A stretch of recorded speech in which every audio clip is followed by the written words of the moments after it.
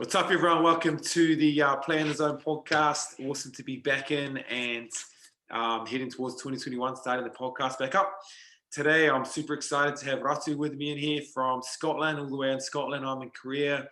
I'm from New Zealand. He grew up in Australia, from Fiji. So there's a lot of different elements there. And I'm super excited about having a chat here with Ratu because I know from working with him that, both of us together allow that space to be there, and we allow that flow to happen. And I've got no idea where this is going to go, but as you can kind of, when you tune into things, and as Ratu knows, when you tune into the intuition a little bit, and knowing his energy, and knowing where when we converse and work together, knowing where that flow comes from, and knowing that higher sort of intelligence allows to flow through. I've really can almost see the conversation that has already happened, and the amount of value that's going to come in. And it's almost something that I know is going to bring a huge amount of value to anyone who listens, whether that's an athlete or someone in their general life, business, whatever it is. So yeah, what I'll do is I'll jump straight in, guys, and let Ratu introduce himself. I hope I'm pronouncing your name again, man. I get it properly again. Good, brother. Yeah, the Fijian flyer all the way from Scotland. Cheers, Ricky. Thanks for having us on as well, bro. I really appreciate the time. And yeah, man, the value that I get from all of the stuff that you put on social and everything, man. It's the exact reason why I can't remember what it was. One of the posts that you put up, I had to link up and connect with you. Like you said, that energy that you put out there is it's just resonated with everything that you try to incorporate with training every day, and the way that you pursue things in the sporting world as an athlete. But my little introduction of myself is was born and raised in Australia, actually. So born in Wollongong, and grew up most of my life playing rugby league. So I'm one of 9 in the family. It was a big family, mom and dad are pretty busy. So there's 7 boys, and then there's 2 girls, and both mom and dad are traditional sort of island story, coming over from the islands, basically just looking for more opportunity and to build a better life for us kids, and I guess to provide for us what they didn't have growing up. So the typical sort of Pacific Islander story. And I guess in a nutshell, my journey with sport and with rugby, I always looked up to my older brother, Penny Tagive. He was pretty pretty big with the rugby league, coming up with the schoolboy ranks, and I was always like the little shadow, if you will, just chasing the ball around with the bro in the backyard and just trying to follow in his footsteps. And our story in a nutshell is the whole struggle of the financial side of things, with the Pacific Island family dynamic. Mum was basically the main breadwinner. My old man came over to Oz to overstayed his visa. so he was always trying to dodge the immigration, and we'd always work.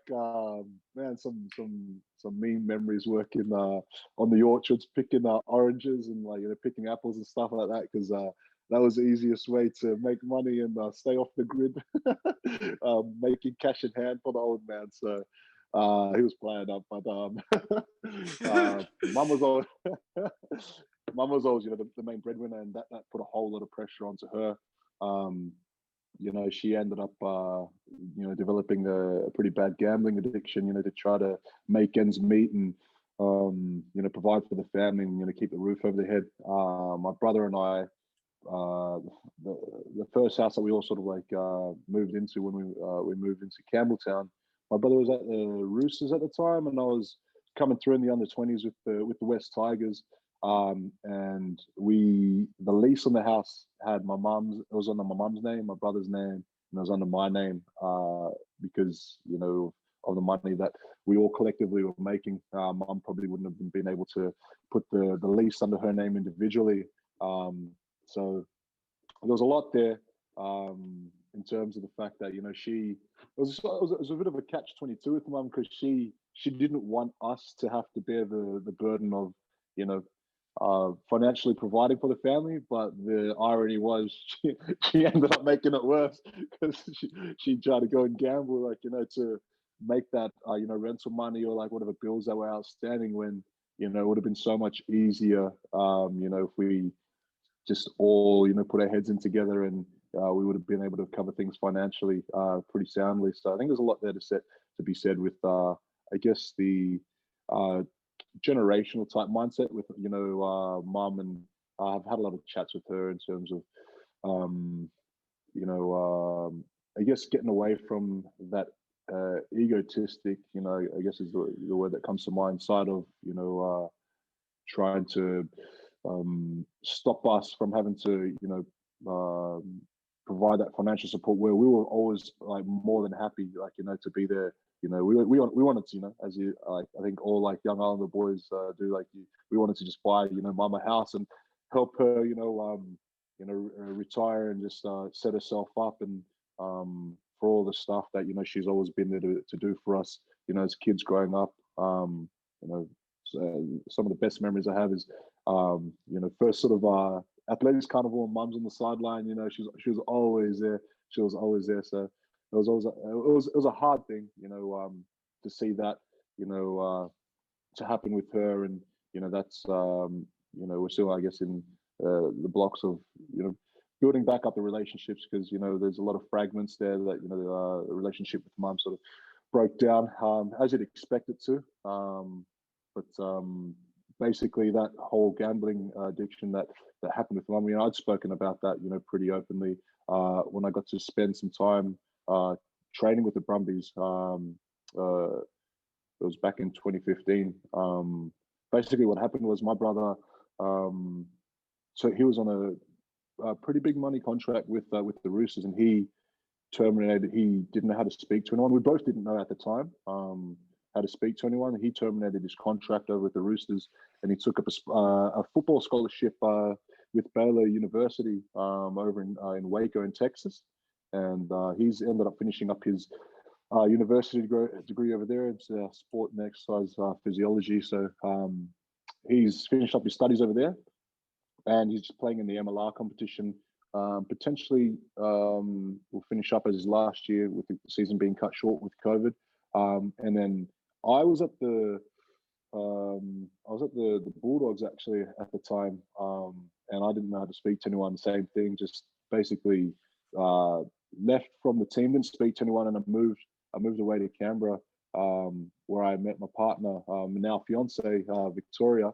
And as I said, you know, I got to do a year with the Brumbies. That basically came about by, I was playing club rugby league in Canberra with the Queen Being Kangaroos, and I put together some footage, and then Stephen Larkham basically got a hold of it, and I got to train for the year. He basically invited us in to train for the year, basically to learn the game of rugby, because I'd grown up all my life. My brother and I are both playing rugby league, and you know, I made another highlights reel from there, and that got picked up by Gregor Townsend, and that's actually you know, how it eventuated being over here in Scotland. So it's kind of crazy, like, you know, as you I think you were saying at the start, you know, there's a whole lot there in terms of, you know, being born here and sort of, you know, ethnicities here, and he's over there in Korea and I'm over here in Scotland. But in a roundabout way, you know, in a nutshell, that's basically how both Victoria and I have ended up here in Scotland. And just by, you know, Instagram and social media, as I mentioned earlier, so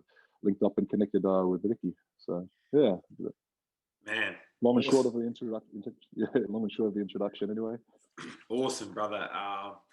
I'm sure, and I certainly appreciate, and I'm sure many people appreciate your, you know, your ability to tell your story in a way that, you know, there's vulnerability about it, and you're clearly comfortable with that, which shows that, you know, you're in a very strong position emotionally yourself, and you have a lot of emotional intelligence and awareness about you as a person to be able to be comfortable with that. And, you know, it's certainly, you're talking about things that are very rich that I want to try and touch on here, such as, and we'll get straight into it. Actually, I've made a few Mm. notes, so we'll work through it, man, and get into it. There's a few points here that I think are trending and quite important things now in sport, becoming more important, and as mindset grows over the next 10, 20, 30 decades.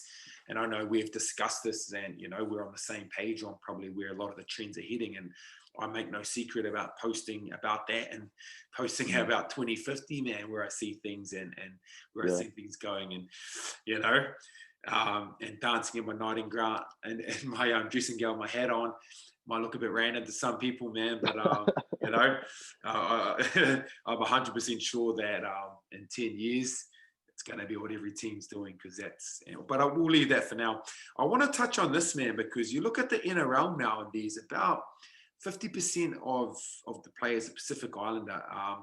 We've seen the Doco recently, Oceans Apart, with a lot of the exploitation in the islands. So it's a really big issue in world rugby at the moment about this sort of the tier one nations and all that stuff, perhaps not providing them the amount of support that they deserve, or that is equitable to the contribution that Pacific Island players make to the game of rugby. And I'm pretty sure rugby is probably similar in terms of 50% of players Pacific Island. And we need to be aware that a lot of these players are coming from a certain culture where, it's probably quite different to that Western macro. And I know that back in, it was a real problem back a few years back with suicide, even with some of the young boys, and just so taking a moment to think about them and recognize them and really hopefully add to the environment, so that a lot of the players coming through, specifically Pacific Island, who have a lot of stress anyway, as you said, in terms sometimes of financially and their culture. So maybe some of their parental pressures perhaps. So what's your opinion on that stuff? You'll have a much better insight than me growing up in that environment and the under 20s in league, being around players, being in that position yourself. So I think, man, it'd be excellent if you touch on that and, where it is, where the state is, where's some solutions, where do you see that trending? What would your advice be to young players, for example, coming from New Zealand straight out of school and being contracted in Aussie and away from family, perhaps? Yeah, it's man, it's been crazy, man. Like I've had chats with a lot of the teammates and boys over the last week and a bit, and you realize that it's so much more more common than boys would even realize. And it's kind of ironic because you know that there's a lot of, as you said, that the Pacific Islander boys, but that are sort of glittered through a lot of the different teams around the world.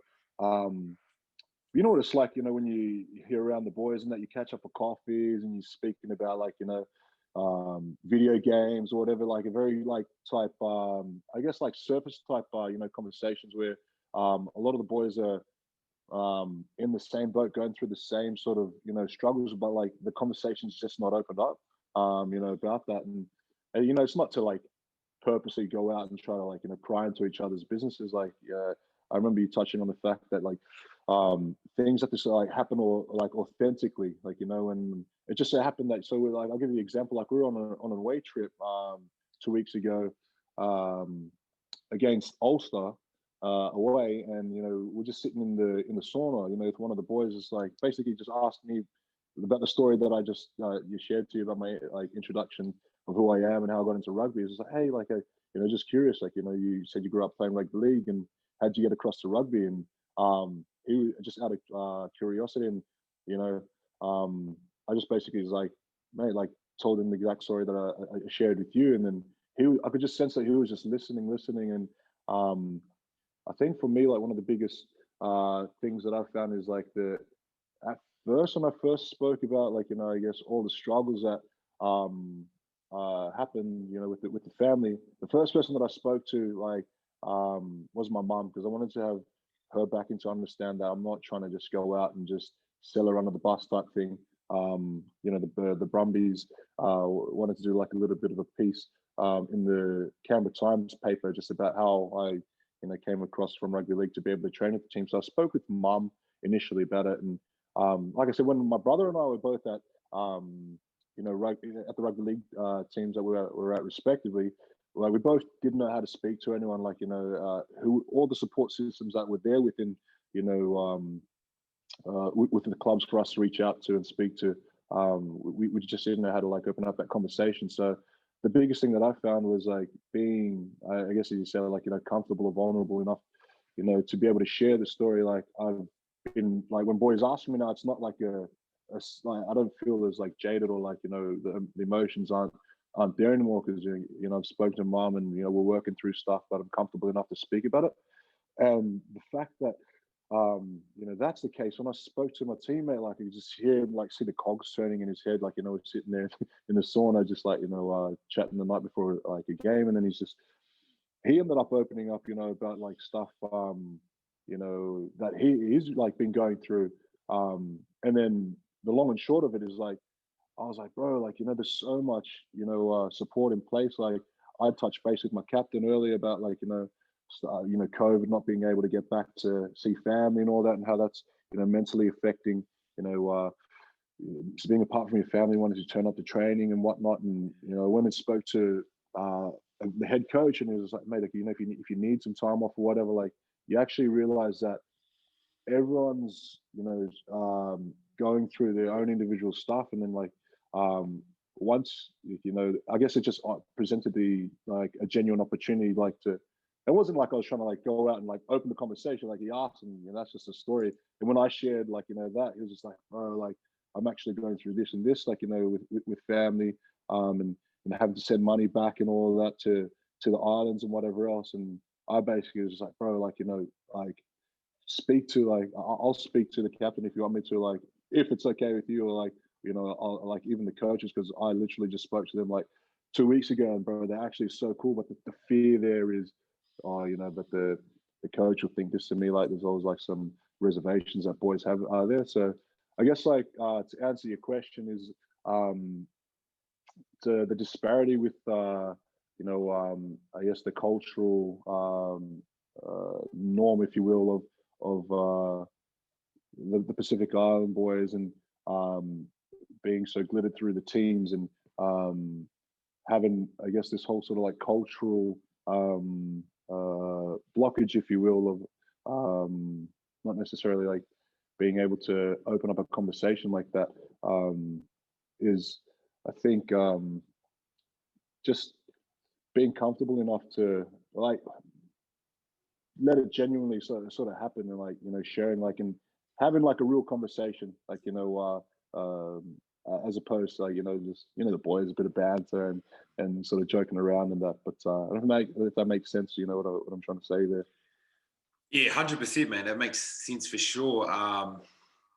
And certainly it's probably common amongst all players, really, that lack of real ability to open up and have that emotional intelligence and be vulnerable. And it's probably something in society, I feel, as well, that that we're taught to a lot to be harden up, and especially as rugby players. And one of my things is soften up, or be soft, because when you're soft and when you look at it, man, emotionally, if you're soft, then your emotions are soft, and you're aware, and they can fall away, and you're actually in the moment more. You're in that flow, right? So I like to come up with a slogan like "Being soft is the new being hard," something like that, or soften up.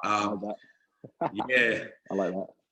And again, mate, Ratu, I think from where I look at talking to coaches and looking, and I'm always aware of what's happening with CEOs, and looking at the energy they put out, and people I talk to and work with. I mean, a lot of it has to do with the team you go into, mate, because if you go into a team that's very much got a maybe very traditional authoritarian coach who's very much perhaps a more of a negative and punishing mindset, then a player who's from come from Samoa or somewhere, it's probably going to feel quite threatened, and the energy is probably quite threatening in that environment. So whereas if you go to a team with a growth mindset, where the culture's already been about being vulnerable and open, and and like that to me shows the power of culture. If you go to a team and that's the norm to talk like that, because it's possible, right? It's shifting that paradigm that we talk about. And do you think, man, that I know there's a bit of a movement around being vulnerable and and certainly being aware of an environment like the All Blacks, who I speak about a little bit only because the amount of content they put out. You think that being vulnerable, I mean, what's your thoughts on that, man? The environment and how important that is. And, we're starting to see well-being and mental health coaches about that, and more mental skills coaches. And then so, you know, they're being vulnerable is kind of a norm then. Is that the shift, or what do you reckon, man? Because you can get pretty technical with team sports. You've got the coach, the environment, the organization, CEO, and it's very, Mm. very technical. So, I mean, I'm not sure really is what the solution is. I know for myself, man, working as a mental skills coach, that having that one-on-one's a huge time to start to shift people in terms of how they are emotionally aware. And and if a team has that, it's gonna allow for that growth mindset to come through the organization and flow through. But what's some of your experiences, man, in terms of that? So the fixed mindset, growth environment, the impact that has, and how can we make environments where vulnerability is more the norm? Or I like to again say the phrase, wear your emotions on your sleeve, not in your heart, sort of thing. Take them, be aware and be aware of them. And you know, like Gary Vee's great at this, mate. I don't know if you're familiar with Gary Vee, but he says, Yeah. tell the world your biggest fears, tell Mm. everyone, and then what have you got to fear? You know what I mean? Like, so It's so true, bro. I think from a personal point of view, like I've noticed like the shift in conversation, like it's funny, man. Like you realize that, like, all right, we're all just like the same big kids, man, just chasing like the same dream, man. And like, I think when you realize like that we're all just the same people, it just like washes away all the competition. Like, we are in competition against each other. Don't get me wrong. Like we're fighting for the same, like, position every week. There's only like 23 spots in the match day 23, but I think it's just like, man, like what I'm trying to say is, like you realize you can go like either one way or the other, like in terms of your response to like what boys like say. And I've found like my biggest like light bulb moment with conversations and whatnot with the boys is like where I might have, sort of like taken a bit of like the banter approach when boys say stuff. Like what I'm trying to say is like the shift, I guess, starts with myself. And we spoke about this in terms of once you sort of get that ball of momentum rolling, it only takes up to what, like 47%, I think, or what the number that you said, for the culture of the overall team to shift. And once there's like individuals, I guess, that are a bit more aware of your everyday sort of interactions and stuff. Like I've noticed, like, so I'll give you an example. Like, boys, one of the boys, our scrum half, like he he was like a starting scrum half, like went off to go start like internationals. And then one of the young boys is coming through, and then there's a bit of competition there that he'd not necessarily been used to. He ended up they were both starting in and out of the team like every other week, and it was a bit of a good like rocket for him, which he spoke about at the end of he got players player at the end of season function. And he basically, when he stood up there, like he shared a bit, like and he said like, for me, for the first time ever, like I've had somebody nipping at my heels, and I probably turn to like he didn't it's like vices, I guess, if you're like alcohol. He didn't say it in those exact terms, but the boys knew what he was saying when he got up there, and then he said his speech. And he was just sharing a bit, man. It was just from the heart, like again, I guess being vulnerable. Like he was quite choked up because he had a bit of year where he breakout year, and then struggled like I guess the year after, with one of the young talent coming through. And then when he got voted as like players player, like I think it was really like humbling for him. And he to see, I guess, the trap of falling into like alcohol or whatever, to deal with it and then come out of the other side and achieve exactly, what he set out to achieve, in terms of being voted, the best player by your peers. He shared that, and then I ended up getting called in for my first time to the international squad last year with the Six Nations, and he messaged me just to say, "Hey, congrats, bro! Like, it's been awesome to see, you, included and whatnot." And the point of why I'm saying this is, like, I messaged him and I said, "Bro, you know what, man? You might not realize it, but what you said at the players' dinner that night, man, like that hit me, bro." And like,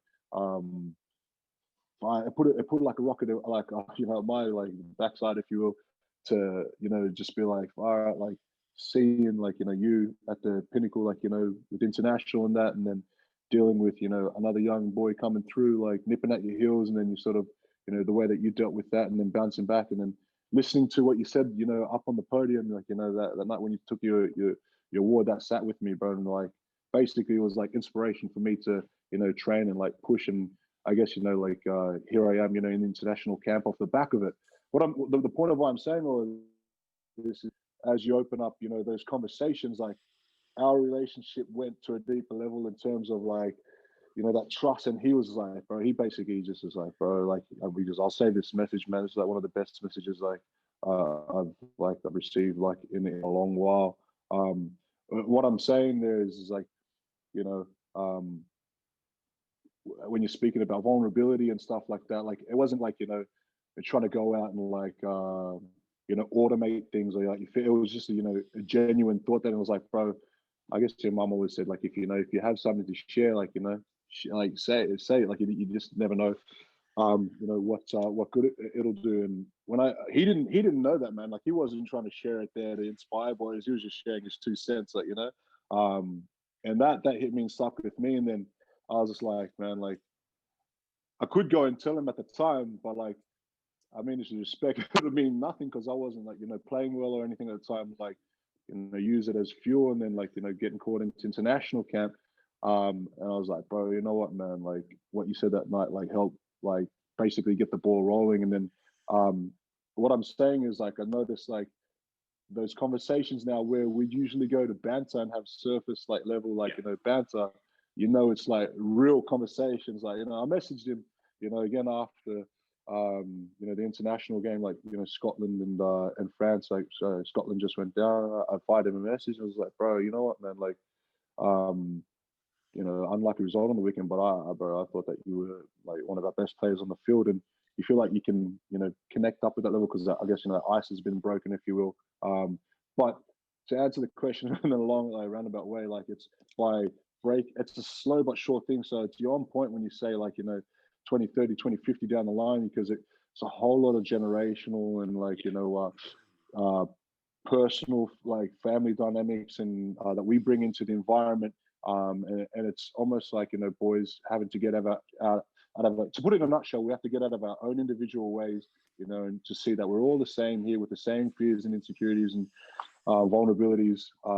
And the power is actually stepping into that and opening up the way that my teammate did, and then me opening up the same way back and be like, bro, you know what, man, what you said, that was some real talk, bro. Like honestly, when he was saying it on the podium, bro, I was like getting goosebumps. I was getting quite choked up, man, because I was like, I respect that, man. Like if there's any real sign of power, is to stand up there and be like, you know what, like I was struggling, I was at the top of international, and then like struggling, one of the young boys coming through, and I didn't know how to deal with that every week, so I turned to alcohol. And I was like, bro, you know what, like I was going through the same thing. Here we are all going through the same thing, but like no one's addressing the elephant in the room. And then when he shared that, and I was like, bro, you know what, man, that hit me in the left side of the chest. And I put the foot down at training and that, and a year or so later, like getting into international camp, I was like, bro, that's because of what you said that day. And then like he was like, bro, you don't understand how much that means. And it's like, that's why I say, like, you're so on point, because like as men, as individuals, like we're traditionally, like, not the best at opening up and sharing, but man, when you do, like, honestly, like when you stand in the huddle, I was saying this to you like the other week, and you look, like you make eye contact with each other in the huddle, like you're like, oh, like there's a different connection there, man. And that's exactly what your speaking about and you're alluding to, and like, you know, I think it speaks volumes about the fact that you understand that, you know, it might not take us, you know, as long as it's saying, because you're opening up the conversation now to, you know, make it, you know, the societal norm to be like, you know what, like this is actually what's going to take, you know, not even just a rugby, like, you know, your everyday relationships to the next level, because you're actually speaking about stuff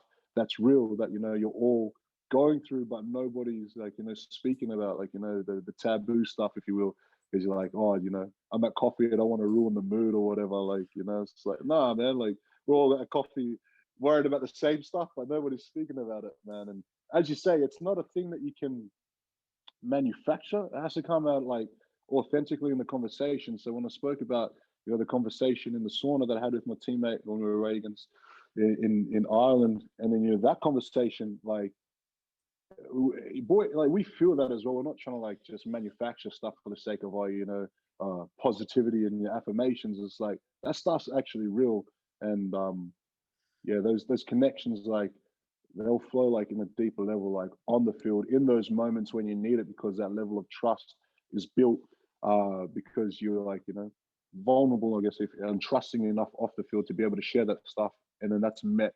I've always found, like, you know, the irony is the fear is only in your own head. When you actually open up and share with your teammates and whoever else, like, man, they meet that with a level of respect, and they actually like every single time they've turned around and they've shared like an experience. And it's not that you're out there trying to look for that, like, you know, for boys to share that experience back.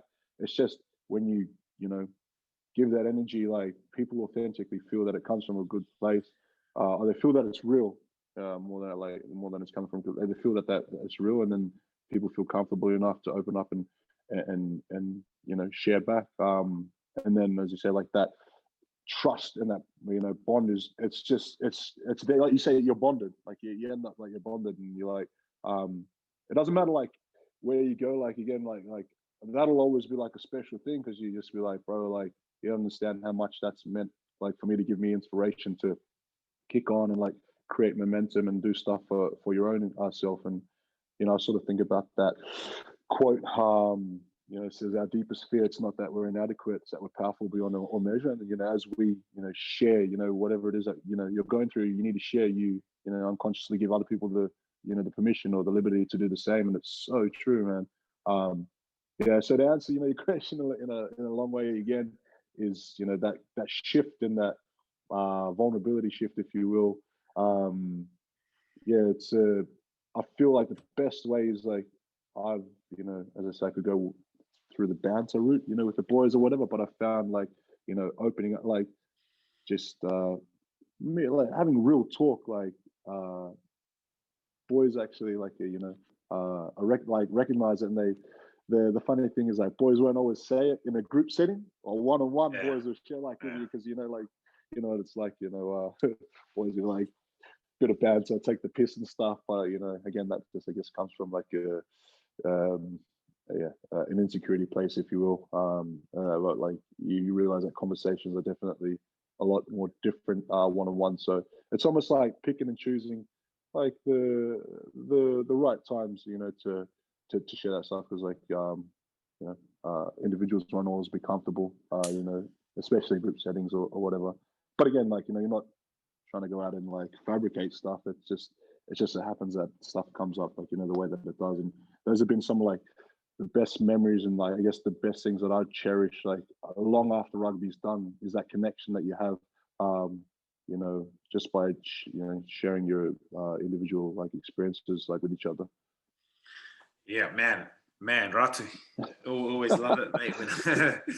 Always love it, mate. When you know, when you talk, because you know, it's a lot of wisdom coming through there, man. And I know that's only accessible if you have that stillness within you, that awareness. So I do want to get onto that, but I've got a few points here that I did want to mention, man, and make sure that we touch on them. And so one of them is when you know, and I always say this, energy speaks. And like I posted a little bit about pre-game stuff and interviews and haka, and, you know, if you just get a little bit of sense of where the teams are at, sometimes you can see teams that build momentum and energy for weeks into a game that's positive, And teams that maybe perhaps don't subconsciously, who maybe switch off a bit for whatever reason, they've had a couple of big games.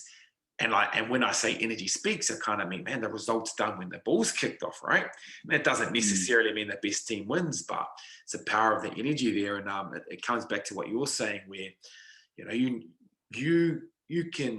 you might not be able to mentally articulate it, but when someone speaks from the heart, man, it touches your heart, right? We're going, like you said about the wavelength is very different. There's a coherence and a genuine wavelength. So that's why, for me, the best coaches are the ones that connect at that level, and the best team coaches are the ones that connect at that level. And, you know, where I see this going, man, is when you meditate as a team, and you as a team get into that stillness, you're connecting as a team at what you're talking about, player to player. You can do that as a team if you do it properly, right? Which is look at that, mate. Look at the amplification and the connection and stillness there.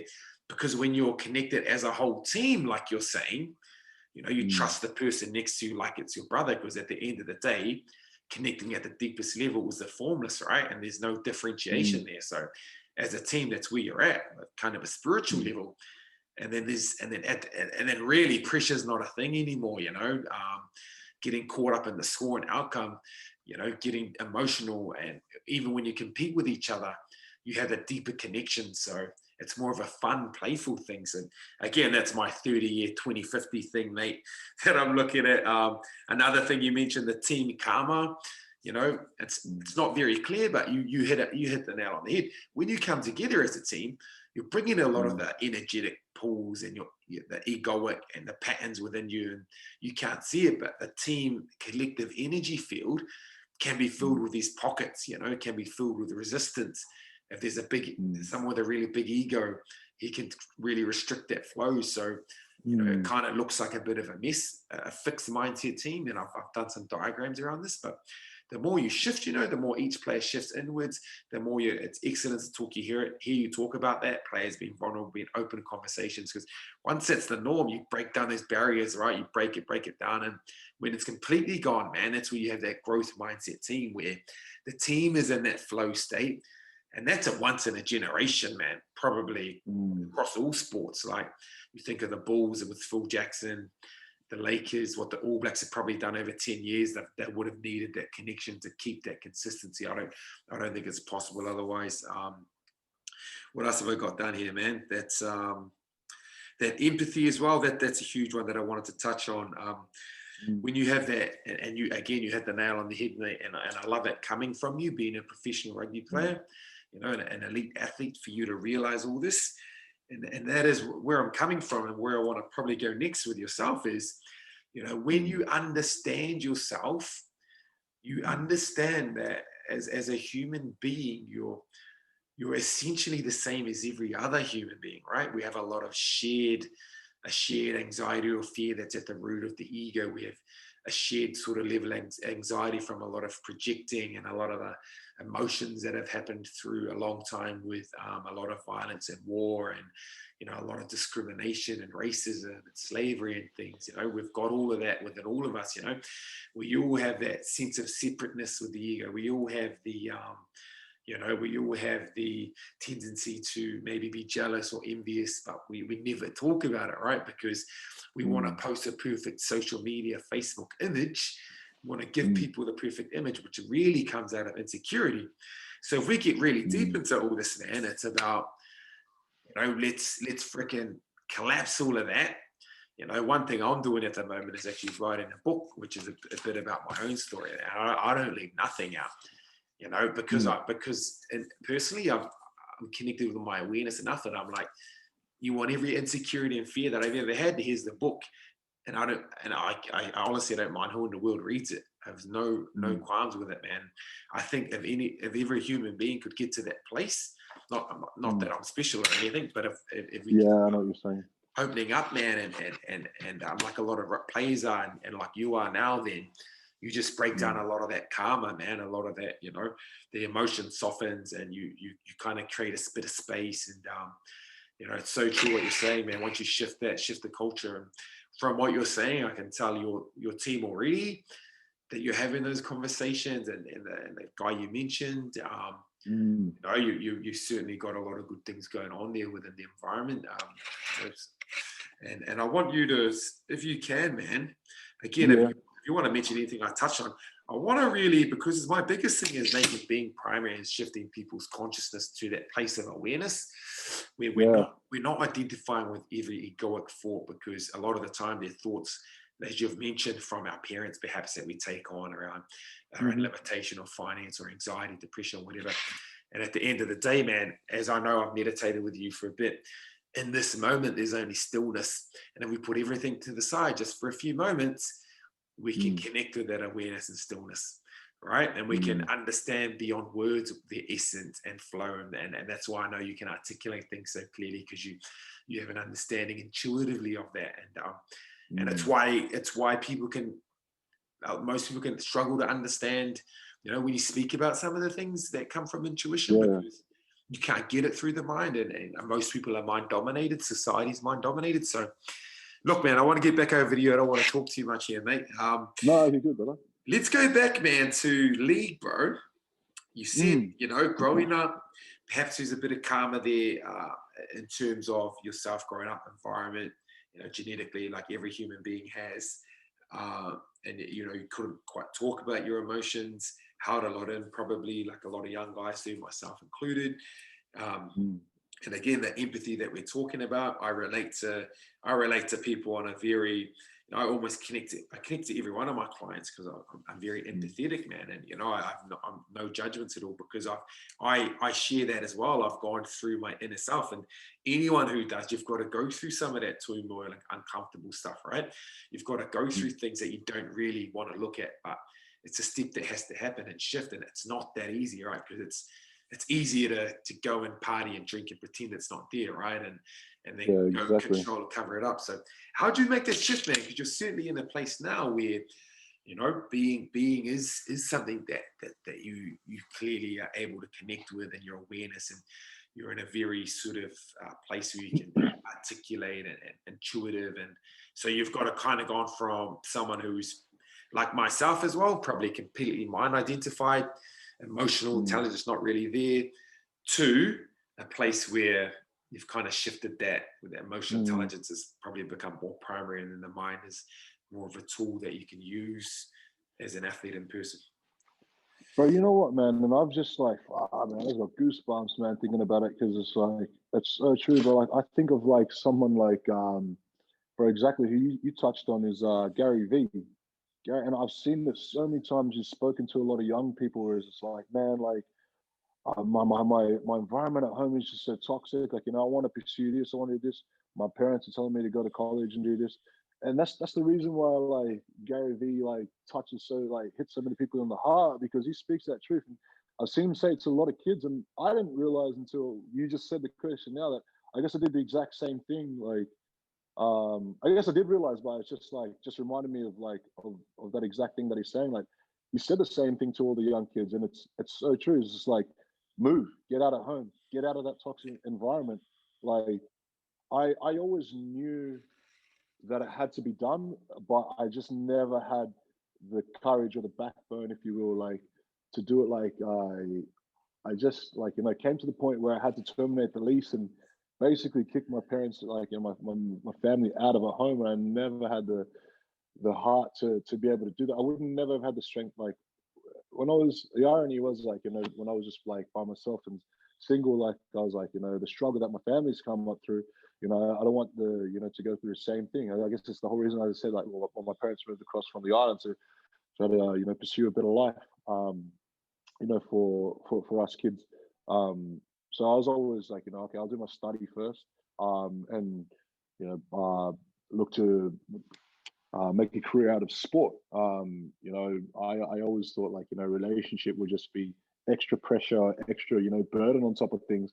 The irony was is that, you know, I saw everything from that point of view, but then I didn't see everything from like, you know, the companionship point of view and the support point of view that, you know, I now have with Victoria. What I'm saying there is that um, when it was only just myself that was, you know, affected, like I didn't care, man. I'm like, let my family, like, you know, like I'll do anything, I'll die for my family. But when it I met Victoria and it was going to affect her. I was like, that's not fair. Like, I can't do that to her.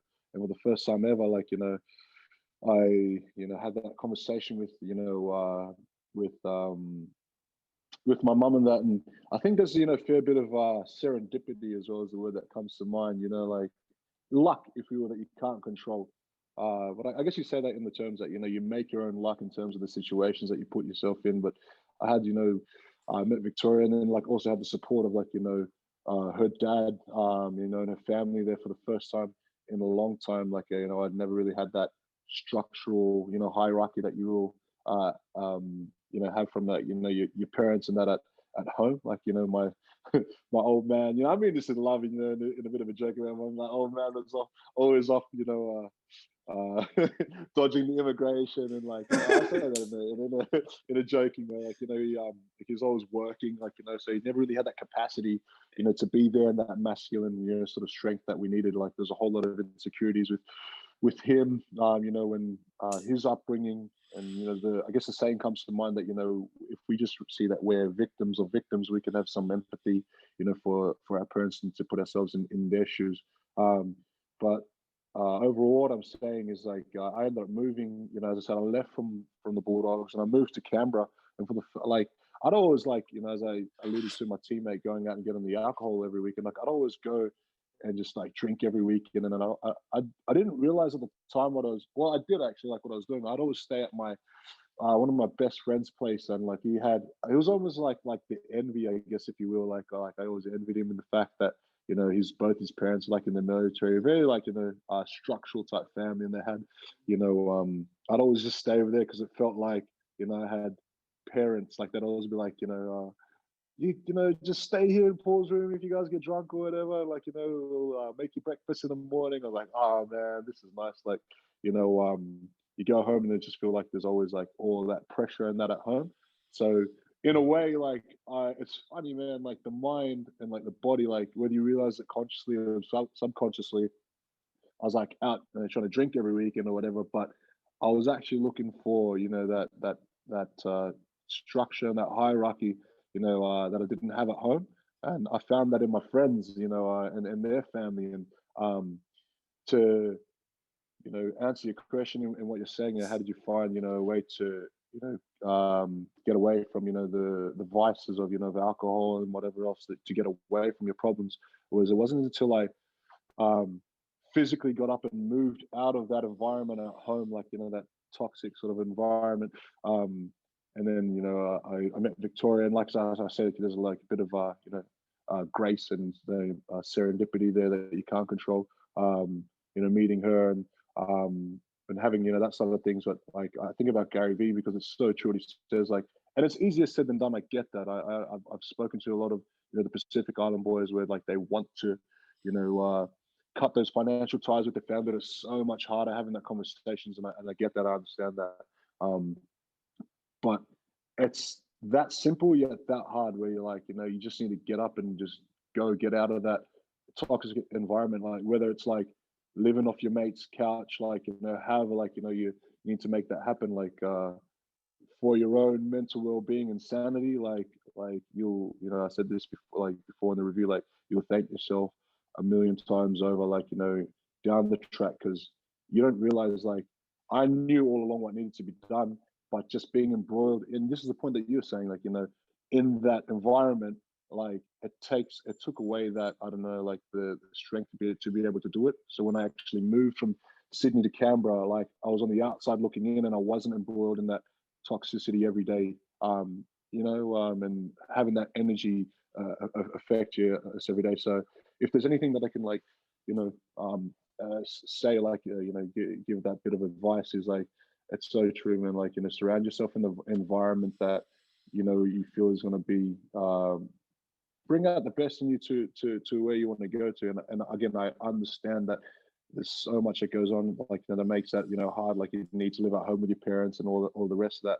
But as you said, like, go and follow, like, if anyone's like, listening to this and doesn't know who Gary Vee is, go and follow him and listen to like the videos. Like he speaks and he posts that stuff up, as those nuggets of gold to like young kids that come and ask him every day. It sounds like so brutal, but it's the honest truth, because sometimes, like, whether we like it or not, like, our family will be the hardest thing, in our way to, you know, be who you want to be and get to. And I don't mean that in a negative way. I just mean that that's just the reality of the situation. And he articulates that in a very concise way to get you to see that, you need to follow what's in your truth, that's in your heart and your gut. And a lot of the times we know what that is, but we just don't have the wherewithal to do it. And again, it's another convoluting sort of dynamic to the snowball that builds momentum, and then you end up like drinking again because of that. And we just don't deal with that stuff. We push it away, and then we're like, I don't know why I'm so pissed off at mum. Like, it's just like, well, because like we've not actually had those conversations over the coffee, like, that we're all going through, but just not speaking about. So I know that'll make sense. Yeah. Man, awesome, brother. Man, that was really, really cool to listen to, man. Your perspective there, and I know a huge amount of value to anyone who can listen to that, especially perhaps some younger Pacific Island players, or any player really. And I think about it, man, is not to personalize things is important, because we need to look at the bigger picture and look at society and how human beings have been for thousands of years now. And society is built on insecurity, really, essentially fear and anxiety. And that's the egoic sense, and that's not really anyone's personal problem. So when you understand that, you can have a lot more empathy, right, for perhaps people that have wronged you, or people who come from a place of insecurity and they're not really aware of that. So when we don't personalize things, we can have a bit more empathy and create a bit of space, right, and then sort of realize that it's something that they don't really intend a lot of time people to do that. But it can be hard, man. I've been in quite toxic environments myself around work, and it's you just gotta almost just get out, right, a lot of the time, or do what you can. It just depends how bad it is, I guess. So for anyone, I would say as well, you've got to, and I post about this, you've got to look after your energy first, because at the end of the day, if that's not in a good place, then you can't give that value to others, right? Or you can't, you can't give out that, people say that cup overflowing type thing, and it's really true, right? And you might need to change the outward structures. And the crazy thing is, man, when you shift inwardly and kind of shift your own energy, the outward structures change anyway. Like you'll probably notice you hang around different people more, or talk to certain people more, or change job, or whatever it looks like. So they're all interesting things to look at. I wanted to post about Gary V. He's incredible, man. I followed him for a few years, and he's very emotionally intelligent. Helped so many people, and myself as well. He helped me to think about being accountable more myself, because when you're accountable, right, like let's say you have a bad game, you're accountable and you own it, then you don't create so many stories, you don't continue the karma, and then you can let it go quicker. That's the thing that's underneath it, right? And that's a big power in it. So when Gary V talks about it, it's something that I do now with people, and and I wear my heart on my sleeve a bit, like, and even on social media, I'll call people out a bit, or be straight up, or because I'm not emotionally into it. I'm just like, man, this is the fact, and unfortunately, a lot of people have huge egos, man, and athletes can get that because they take on the collective consciousness. And I see a lot of athletes, who people in general, who talk from a place of mindset and spirituality, and they're, to be very blunt, man, they're completely deluded, and they have no idea that they're completely deluded. And sometimes the best thing you can have, man, is a straight bang. You got to try and crack their ego a bit, and that's why it's such a shift, man, that some people, a lot of the time, to make that shift, it happens in your most painful moments, because you kind of have to force quite deep, and you kind of either sink or swim at that point, and I'm talking, I know exactly what you're saying, bro. People whose family in an instant dies in a car crash, man. Like I couldn't even imagine that, touch wood, that that doesn't happen to anyone, but it is something that does happen. So with Gary V, I want to do a post on it. I want to call him out a bit, mate. I'm going to give it a go. I want to call him out, because I can see a blind spot on him, mate. And yeah. I want to call him out a bit, man. I'll leave it for the post that I put up. I'll do a bit of video, and it's nothing negative. It's just that my take on it is that he's come from quite an ordered environment. Like he talks about his mother and his parents. He's come from an inward order. And my take is his blind spot is, you know, what he sees a lot around work ethic. He doesn't quite realize that without that inward order, and most people probably have inward disorder, so negative thinking and so on. And the media and what he sees that's projected the most is work hard and sleep like from 2 to 7 a.m. Like people that follow that, and I've done this a little bit, man, it can create a lot of things, negative health and a lot of toxic energy within yourself and anxiety. So that's kind of his blind spot. I know he balances it around be kind and be self-aware, but I think he has to be explicit about that because, you know, because it certainly is a blind spot. And I'm probably only more aware of it because, you know, at certain points I've probably had more of a inward disorder where he never has. So he can't, how's he supposed to see that, right? So, and again, that's a highlight where your challenges and growing through pain give you so much, can give you so much wisdom and empathy, man, like you're talking about with your situation, you know, and you can, and then the gift that you have is to give that to others. And that's why I love what I do, man, and connecting with players on a deeper level because, you know, to see, I almost in the first conversation I have with players who contact me, because a lot of them have a bit of an opening just to contact me in the first place. I see the shift. I can see the slight shift when I see it. I can see it straight away, man, when they're like, man, that's light bulbs. Because the thing is, they probably intuitively understand it, but they don't quite, you know, then they kind of need someone to speak to their heart a little bit and be like, man, you know, believe, be who you want, you know, do what you want, man, move the world, it doesn't matter. And you can get a little bit, you can look at the religious side in the Bible and stuff where I think there's a saying about moving mountains. You can move mountains with thought, and like that's not actually as you know, as much of a metaphor as what you think it is, but we'll leave that for now because that no. Honestly, when you asked me the like I didn't come in like with any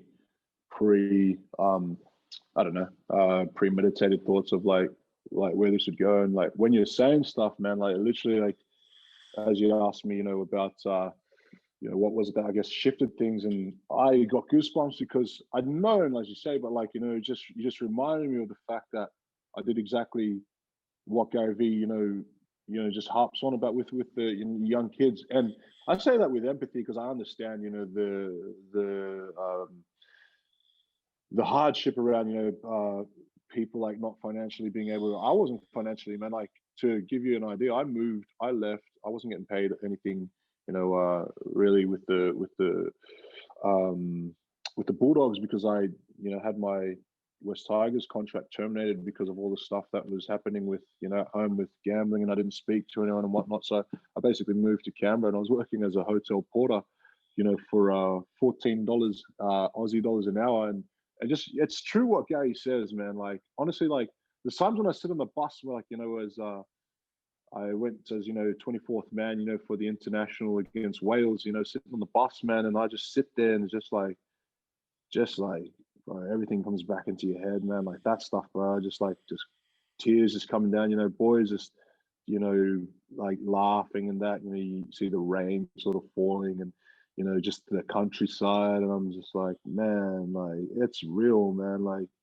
What I'm saying is, he's like, you know, the way he says it in a funny way is like, you know, man, like don't be afraid to eat shit, you know, for a year or two. Like, you know, I ate shit for like however many years, like, you know, with his wine library to build his empire, you know, to VaynerMedia and that, and like, you know, what was it, 2015? Like, I went through all that stuff, you know, 2010, 2011, and like, I was working 4 nights behind the bar, you know, like I was watching like I came through the West Tigers with Aaron Woods and like, you know, Tim Simona, and these boys are like all on the cusp of hitting, you know, Origin. I'm working behind the bar and I'm watching these boys, man. I'm like, man, those are my boys. Like, I'm so buzzed for them. I'm like, man, I should be there, you know, beside them. I was like, man, I'm going to work hard if, you know, if I, you know, ever manage, like, you know, to get that second crack at it, man. Like, you know, like I know exactly what it's like to have it all and lose it, if you will. And, you know, we'll never take that for granted. So when you ask that question, man, like I got the goosebumps, you know, like the body goosebumps, because it's like, man, it's so true. Like, you know, if there's anything, and I said the same thing to one of the young, you know, under 20 like wingers that's here at the moment. He's 20, and I was like, bro, it's so cliche, but cliches are cliches because they're true, man. It's just like, bro, just hard work and patience, man. Like hard work and patience. Like I can't like, man, like stress that enough, man. Like, you know, I'm 29 now and I feel like I missed out on like a whole lot of the first couple of years, like, you know, of your career, where a lot of boys, like, you know, were sort of playing, but you got to understand that, you know, one of the boys in that team says it in Fiji, and it says, you know, like, you know, the world spins, you know, as you say, the energy, what goes around comes around. Like a lot of the boys that, you know, sort of like even my age or a little bit younger, like their bodies are so much more beaten up for like playing, you know, the game at such a young age from like 19 and just playing every year, week in, week out. I still feel like I'm 21, man. Like I feel young, man. Like, and I haven't had that wear and tear, like, you know. So again, you can complain about stuff, but like, you know, as you say, you see what you want to see, the good or the bad. And I see that, I'm like, man, I'm genuinely grateful. Like, obviously not grateful, like, you know, for missing the first part of your career. Like, oh, come on, thanks, mom and dad. But at the same time, I'm like, you know, like my body's so much like, you know, better for it because I haven't had that week in, week out, you know, just knocking the pan in, if you will, man. So no, went off on a little bit of a tangent as you're saying there, but man, that's just, you know, speaking what was on the heart for the last last 10 seconds, bro. So All good, bro. I think something you touched on there, I don't know how many teams do it, but like in education, you do it a lot as a teacher. That's around having like a peer support system. So I don't know if you do that where you pair up with an older young player, you know, to really go into that space or not. But that'll be huge, I reckon, because as you're talking, you know, you kind of said that, you know, when an older player talks and that you imagine a young guy coming in 18, 19, and then to hear the captain be like, yeah, you know, I was drinking and then, you know, I was depressed. They're like, man, you know, it's normal stuff. You know, I can talk about this here and then, you know, be a bit more open and so on and shift the culture a bit. And the other thing you mentioned is, you know, and it's something I always look at with myself is, you know, and I do acknowledge a lot of my challenges or, you know, and literally grateful. I probably wouldn't change it, even the hard times in my own life, because it's where you grow that, you know, grow through that pain. You're like yourself, I'm sure, through those younger years have made you who you are now. And, you know, and not even so much a rugby player, but as a person, to be able to, you know, be a better person and to mentor younger players. And as you kind of touched on earlier, that's what gives you the, you know, that's the real things that's going to stay with you, right?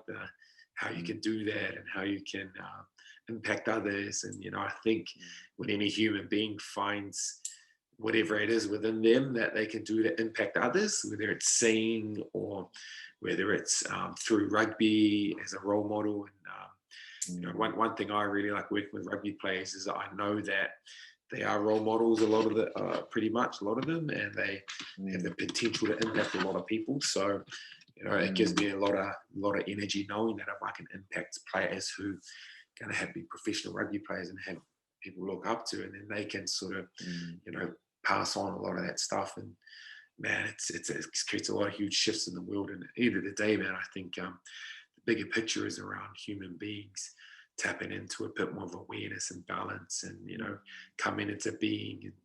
And I think a lot of the yin and yang points to the masculine, feminine energies. I don't know if you hear about that stuff a bit, and, you know, we've gone a bit too far masculine, suppressed. Women have been suppressed for a long time, so it's just giving that shift back in general, and then there'll be a lot more balance on the planet for not just human beings, but nature and other animals and stuff.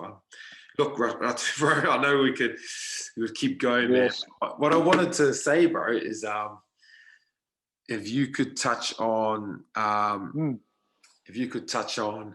specific mental skills, because I know certainly for a lot of players who don't have access to, you know, a mental skills coach or one-on-one work, it'd probably be valuable for them. So, I mean, whatever that picture looks like for you in terms of what you do day to day, anything around a morning routine, the tools, techniques such as imagery, meditation, breathing, routines, keywords, journaling, whatever it is, man. And Yeah, that'll probably be it, mate.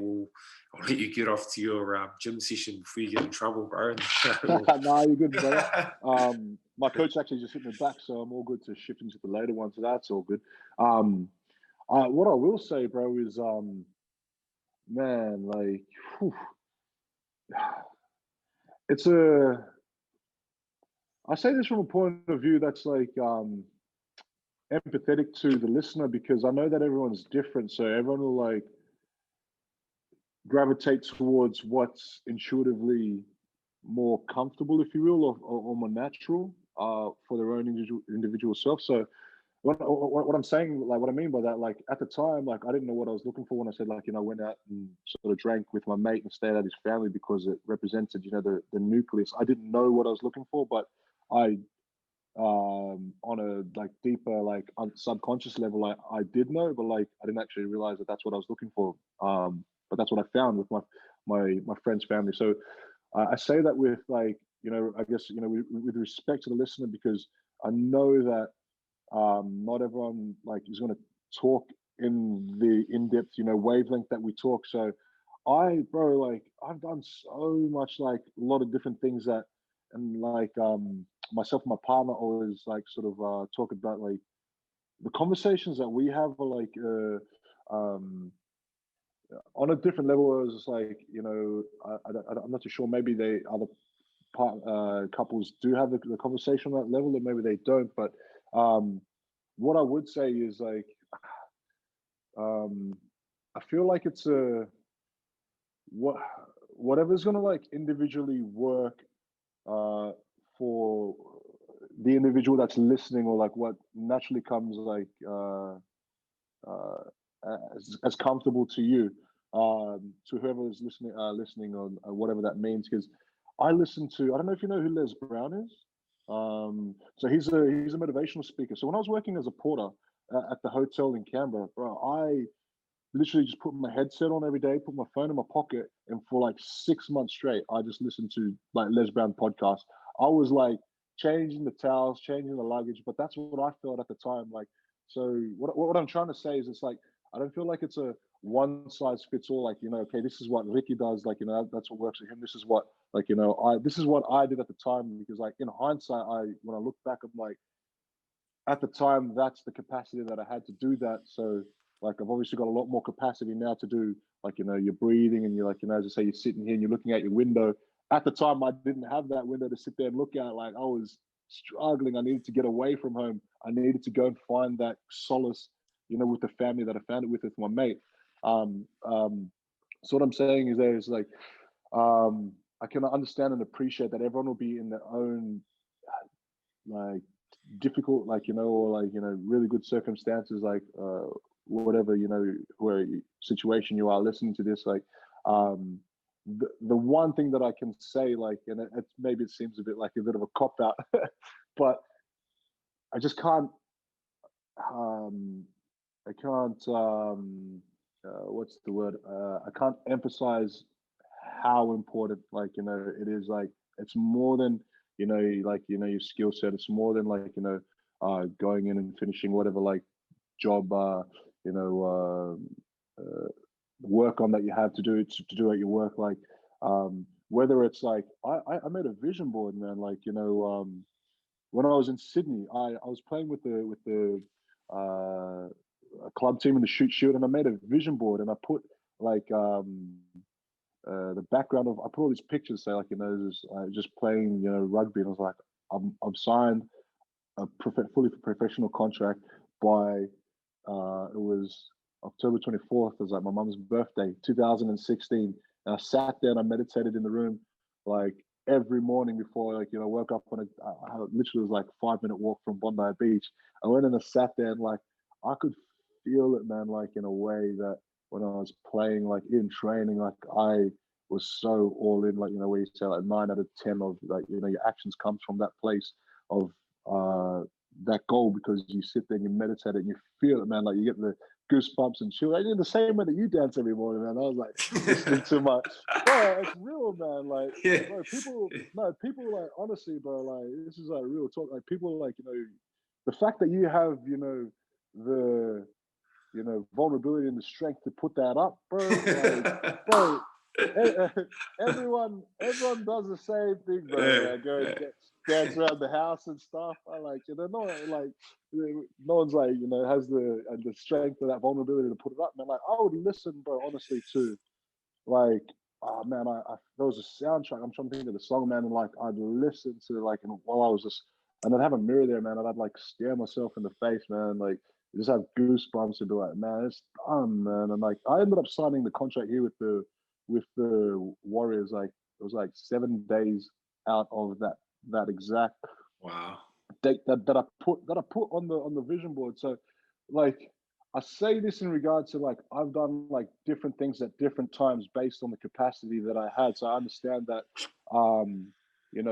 it's not a one size fits all just because Ratu's doing this or because Ricky's doing that. Like, someone might be like, yeah, but fuck, like you're not struggling to like, pay your rent this week. Like, so I think back to the person that I was then. What did I do then in that year? Do you know what I'm trying to say? So like there's a whole lot that I can say, man. Like, yeah, it's real, man. Like the biggest thing that I could say is this, like, if you've like dabbled or if you're thinking about like, man, like I got goosebumps because I realized when Ricky asked me like, what was it that shifted your attention from like, using your vices of alcohol, and I was like, man, it was literally like exactly what Gary Vee was saying, like get out of that toxic environment. So all I will say to like, whoever's listening to like this, like in whatever situation you're at, like I can't emphasize exactly what Rick is speaking about, like, and the utmost importance. And I'm saying that because I'm here because of it. Like we're here in Scotland, literally because of it. Tapping into like the morning affirmations, whether it's just listening to podcasts, like every morning, like whatever's going to split, that break, as you say, snatch that ego and like get you out of that everyday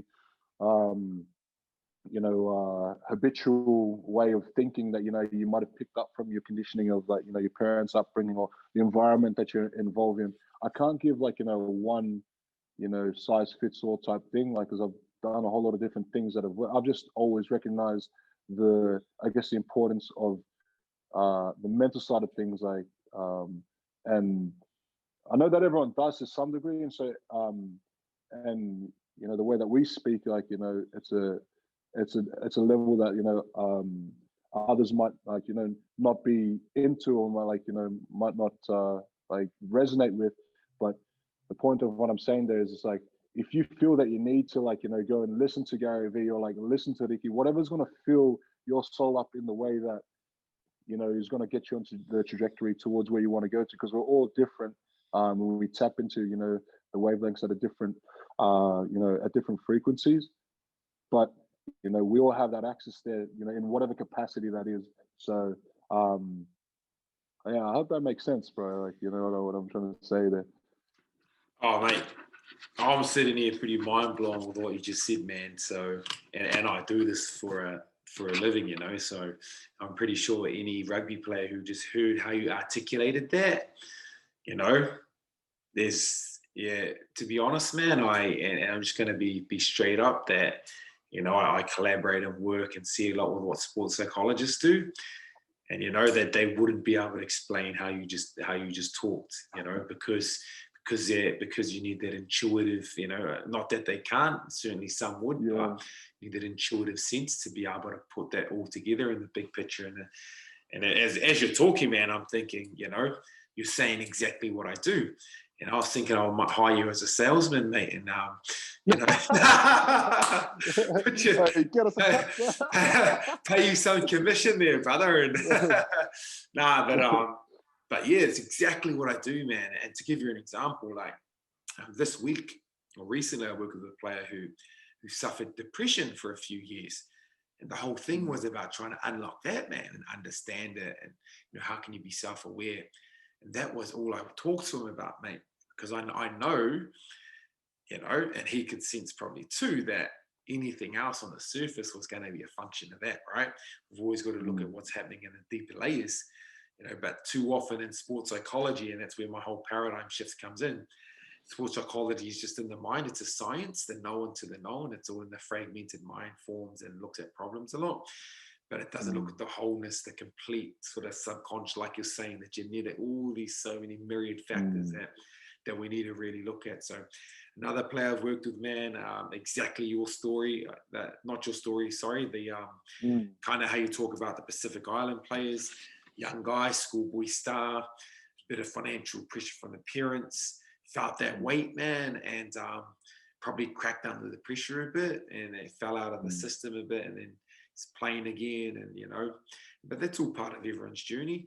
And then other players who I might talk to, like yourself, I know I've talked to yourself on that level, and I couldn't help you too much, man, to be honest. Just a few little tweaks here because you're pretty solid, and it's more about just getting that conversation, and I just trying to think back to the conversation. I know it was just more about a collaboration around ideas and things, and I know I learned a lot. I learned just as much from that. So, yeah, that's just for anyone that's listened to Ratu talk, and pretty incredible way to summarize that, man. I feel is that is what I do, and it is those unlocks, and it.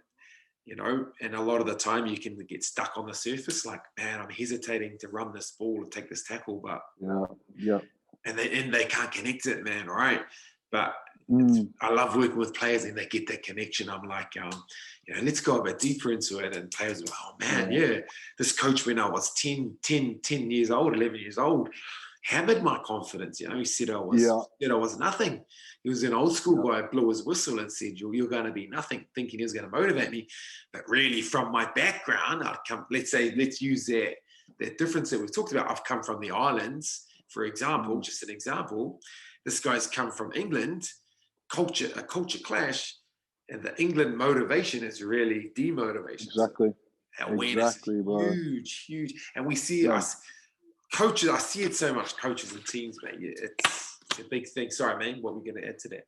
No, bro, I've got like goosebumps, bro. Like honestly, like all over the place. It's so true, man. It's not about rugby, man. It's not about work, man. It's not about anything else but like understanding that connection, man. Like, and it's like, how can you see like one player go from this club where they're struggling to like another club where they just so happen to bring like the very best out of that player, and it's so true what you're saying. Like I've experienced that with coaches where it's just all about the rugby, like done this and this and this, and it's like, would you even know who like this person's partner is, or like however many kids they have, and like what's that got to do with rugby? It's like it's got everything to do with everything. It's like, and again, like having the I guess you say the blessing of being coached under someone like Dave Rennie. Again, like as you say, you're staunch on, and I've like seen like personally as being, I guess, the benchmark of a coach that you measure everyone else up against is like, man, like to give you an idea where he every year, like you'd invite all the foreign like boys from overseas around to his place to have Christmas, like the change room chats is like, oh, having dinner with the coaches, and blah blah, boys joking around, but like boys like genuinely appreciate, and like we do like, and it's not until that's gone where you're like, far out, you realize like what of all the little things that he was putting in place where boys are like might have thought like, oh, he's just ticking a box, blah blah blah. But what's the alternative? Like, like even if the coach is just ticking the box, like it still takes the energy for them to go out, have that in the consciousness to, be able to care for a team in that regard, like away from the rugby field. So it's, man, like it's not about like, the four walls of, a rugby team or like environment or like whatever your work environment is. It's about breaking all of that down and, as you say, like connecting. And I sort of like the illustration we said, with some of the teammates, you sort of realize that at the end of the day, you're just the same kids, chasing the same dream, and connecting up and bringing the best out, of each other along the way. That's where all the magic is. Yeah, hard, brother. And I know sort of, I think I mentioned you, Dave Reddy, he actually taught me in intermediate. And, I didn't listen that well, man. And so we're in the kapahaka. He kicked me, because he's into the guitar and that, right? Singing. He kicked me out, man. And I was gone. And, and that was it. So, and like, you know, he's probably can be pretty direct when he needs to be, as most coaches do. I don't know if that's the case, but you know, Yeah, definitely. I was done.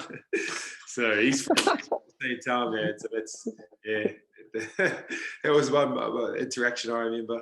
But on a more practical note, seeing what he does, man, is along my lines of making being primary around culture, man. Like I think Taniela Tupou posted about how he has about family and connection and knowing players on a personal level and playing the guitar and singing when you come into the changing rooms. People don't get, man, that's shifting the energy, right? And the more you do that and the more you connect with others, you know, the foreigners, like you said, and the more you know, do things such as meditate or whatever it is, whatever that looks like, music, dance, you know, it's shifting that energy to being, man. And you've got to get out of our mind as much as possible, right? Because we burn out, we're in the mind, you know, and that's the case of too many people, to be honest. So excellent example. And I'm sure you've taken a lot on board from that. And, you know.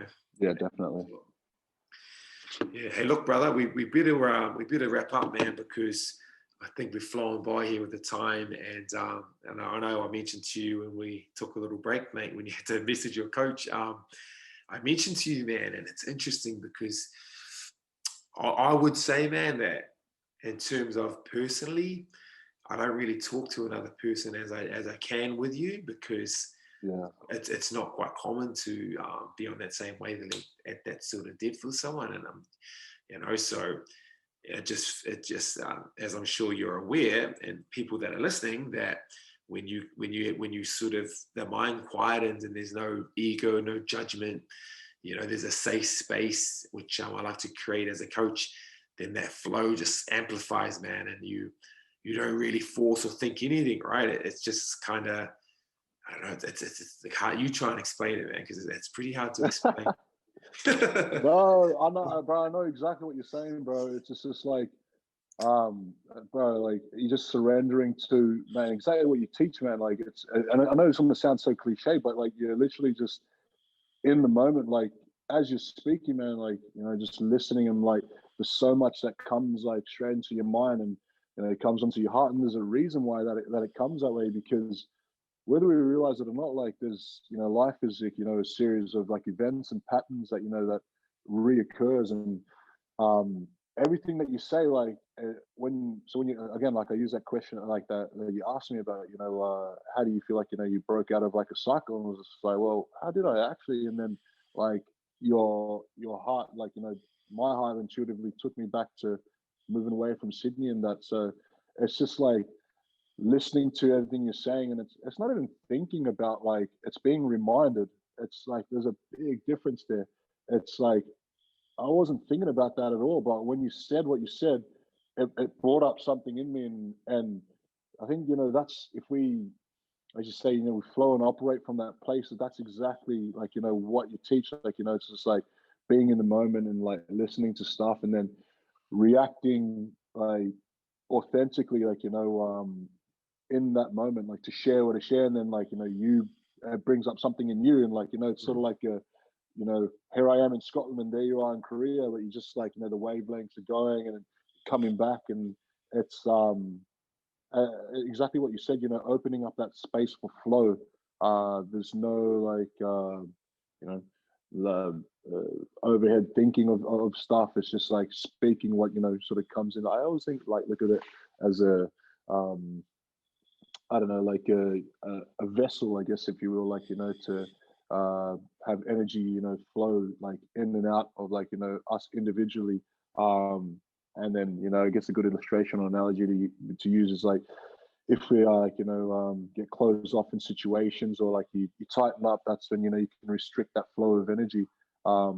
Whereas like, you know, if you listen, you know, wholeheartedly, and, you know, you pay attention, and like, you know, you're in the moment, if you will, you know, that just flows naturally, and you can feel that in the conversation. Like, you know, it's why we can just speak for hours on end, because, you know, it's just, it literally, the conversation just flows, man. So I know exactly what you're trying to say, and, you know, maybe that'll make sense to people listening, or maybe they're like, man, these two. It's all or But, nothing. It's all or nothing, bro. It's all or nothing.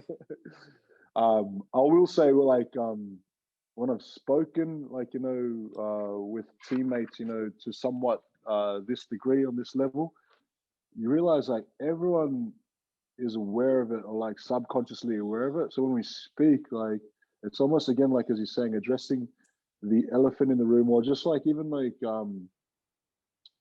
just noticing that like everyone's operating on that wavelength, and either aware that they are or unaware that they are. When you bring it up, like, and I say stuff to my partner, she's like, yeah, you're going around in circles and on a tangent, but I know exactly what you're saying. I try to break things down to her. So she runs her own online business, and I always try to break things down to her, and I guess semantics, if you will, and say, so in this situation, when you do this, this, and this, that's equivalent to like on the field.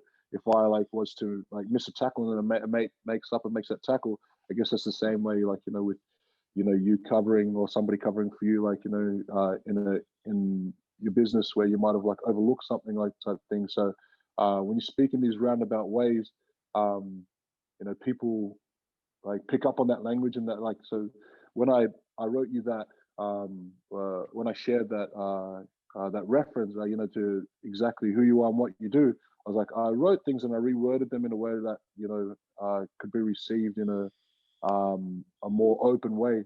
And I grew up going to church, and you speak about the Bible, like, saying that Jesus spoke in parables, but like, all it really means is that he spoke in a way that the listener could understand and feel it. So I'm quite conscious and aware, like, about not trying to think about things too much, but also saying things in a way that people understand, and they're not just like, oh, this guy's just going on a tangent. So my partner can pick up in business terms, whereas like when you speak to the boys in rugby terms, like they'll pick it up. You speak to like a golfer or a tennis person, like you'll change your dialogue and your lingo in that regard. So exactly what you're saying is just like that space that you just like allow the conversation, like, and the energy to flow, like it'll just come out naturally. And man, it's like the best feeling, man. You just can just talk for hours and on end and spin the yarn. Yeah, man. Oh, look, mate. Again, perfection, man. You sort of, so much wisdom coming out straight from you, man. And it comes back to exactly what you're saying. There's that space there. Cool, man. So very grateful, bro, for your time, man. I know you're a busy man, busy rugby player, partner, and but on a genuine note, man, very appreciative and grateful. And man, I've said this to you before. I see you doing great things in your life well beyond rugby, and whatever that looks like, I don't know. Maybe going back and selling kava in Fiji or something, mate, and becoming but in all honesty, mate, I know that when the biggest gift you can probably give another human being is allowing them that space to make that shift, or to speak in that parable where that light bulb goes off. Because if you can do that, man, and they really turn their attention and energy, then they can shift their whole consciousness and pretty much change who they are in a way, right? That's kind of what we're talking about here. So it's a great gift that you have made, and privileged to be able to sit here and as you share it with others from the perspective of a professional rugby player. So awesome, brother. Take care, and all the best, and look after yourself, mate. Cheers, Vicky, bro. Appreciate it, man. And I think I'll just echo your sentiments in the same regard, bro. Like, honestly, man, like, bro, the amount of content you put out, bro, it's circulating the world, man. And that's like, a lot of people like give social media a bit of a hard time, and it is what you make it. And like, for whatever way, like, the universe like pushed us towards like somehow like stumbled across you on Instagram, and I'm incredibly grateful. Like, and I know that I could be saying that I speak on behalf of, like, I guess everyone that'll come into contact with your work, man. Like, you're doing like amazing things, man. And like, I go into training like with a lot of like, well, what you share and stuff. I have that in like the mind and the heart. going into training, and it's helped me immensely, man. And I know that like it's only the tip of the iceberg for, as you say, like the 2030, 2050 vision that you have, man. So it's awesome to see you doing your thing, man, and like individually like helping me, man, a lot, bro. And like I know for a lot of people, I speak on their behalf as well, man. So thanks heaps for having us on, bro, and taking the time and just doing what you're doing online, man. It's awesome to see, bro, and like be a part of in some capacity, brother. So cheers for us. Take it easy.